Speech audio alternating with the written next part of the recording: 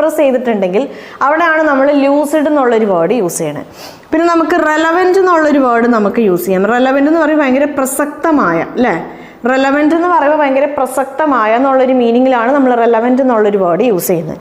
പിന്നെ നമുക്ക് കൊഹറൻറ്റ് എന്നുള്ളൊരു വേർഡ് യൂസ് ചെയ്യാം. യെസ്, കൊഹറൻറ്റ് എന്ന് പറഞ്ഞാലും അതാണ്. കൊഹറൻറ്റ് എന്നുള്ളൊരു വേർഡ് നമുക്ക് യൂസ് ചെയ്യാം. യെസ്, കൊഹറൻറ്റ് എന്ന് പറയുമ്പോൾ വാലിഡ് ആയ അല്ലെങ്കിൽ നമുക്ക് അക്സെപ്റ്റ് ചെയ്യാൻ പറ്റുന്ന രീതിയിലുള്ള എന്നൊക്കെ ഉള്ളൊരു മീനിങ്ങിൽ നമ്മൾ യൂസ് ചെയ്യുന്ന ഒരു വേർഡാണ് കൊഹറൻറ്റ്. മനസ്സിലായല്ലോ? അപ്പോൾ ഇതൊക്കെയാണ് കോജൻറ്റ് എന്നുള്ള വേർഡിൻ്റെ സിനണിംസ്. അപ്പോൾ കോജൻറ്റ് എന്നുള്ള വേർഡിൻ്റെ ആൻറ്റണിംസ് നമ്മൾ നോക്കുമ്പോൾ നമുക്ക് അൺകൺവീൻസിങ് എന്നുള്ള വേർഡ് യൂസ് ചെയ്യാം.